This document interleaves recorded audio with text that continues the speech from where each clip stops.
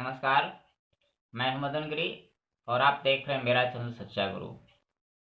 दर्शकों, यदि आप अपने मूल स्थान से दूर भ्रमण, चिकित्सा, आजीविका यानी किसी कार्य से जा रहे हों और पुनः थोड़े समय या लंबे समय पश्चात मूल स्थान पर लौट आना चाहते हों, तो आपको कुछ वैदिक और पारंपरिक नियमों का पालन अवश्य करना चाहिए।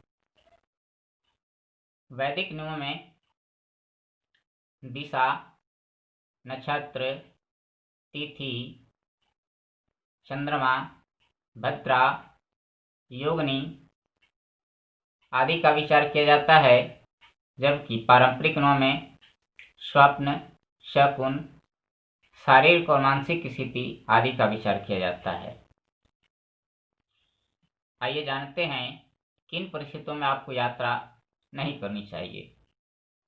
यदि आप अपने आप को अस्वस्थ महसूस कर रहे हों तो अकेले यात्रा नहीं करनी चाहिए या फिर यात्रा स्थगित कर देनी चाहिए। यदि आप यात्रा आरंभ करने वाले हों और उसके ठीक पहले या ठीक बाद थोड़े समय के अंतराल पर किसी प्रकार का अपशकुन हो जाए तो भी यात्रा का विचार त्याग दें तो उत्तम रहेगा।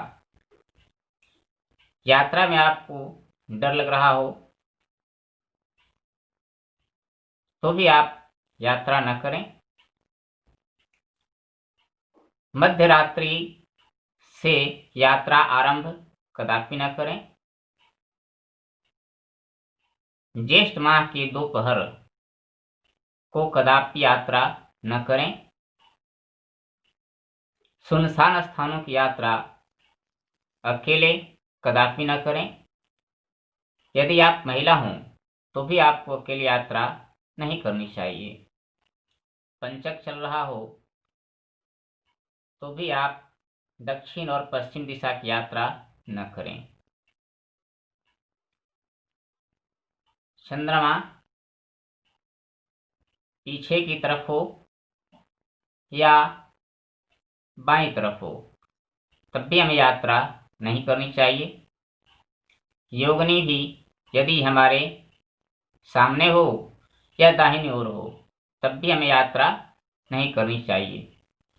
हिंदी मास के प्रत्येक पक्ष को यदि चतुर्थी, षष्ठी, अष्टमी, चतुर्दशी आदि तिथियां आए तो इन तिथियों को भी यात्रा आरंभ नहीं करनी चाहिए।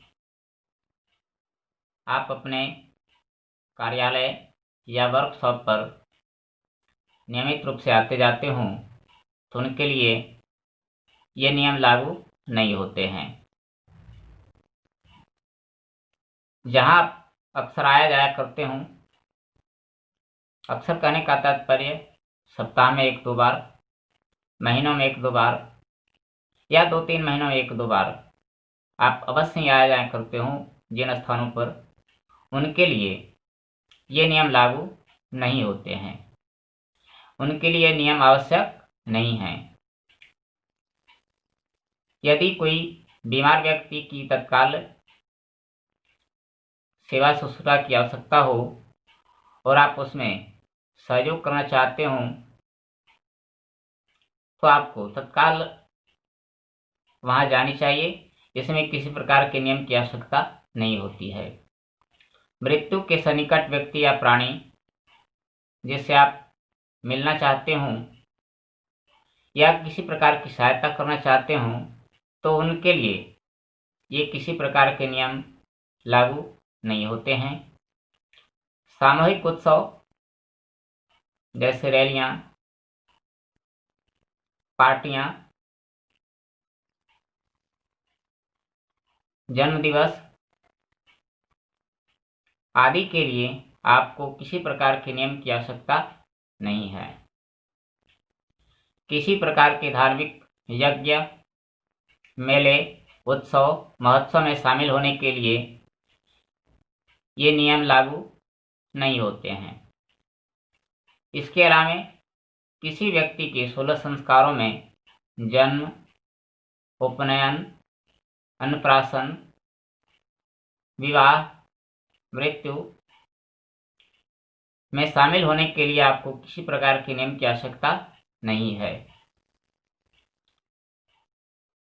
सरकार द्वारा किसी प्रकार की आदेश या सूचना पर आपको किसी प्रकार के नियम की आवश्यकता नहीं है।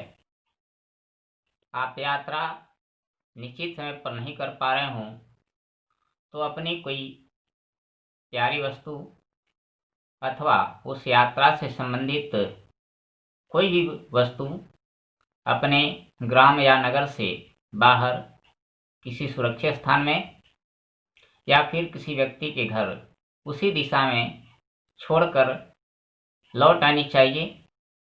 उसके दूसरे या तीसरे दिन जब आप यात्रा करने जा रहे हों तो उस वस्तु को अपने साथ ले जानी चाहिए। इससे आपकी यात्रा मंगलमय हो, ऐसा मनुष्यों का कहना है और हम भी आशा करते हैं। यात्रा के वक्त आप शुभ वस्तुओं का सेवन करके भी आरंभ कर सकते हैं। यात्रा करने से पहले कम से कम एक दिन मैथुन, तैल और छोर कर्म का त्याग अवश्य करें।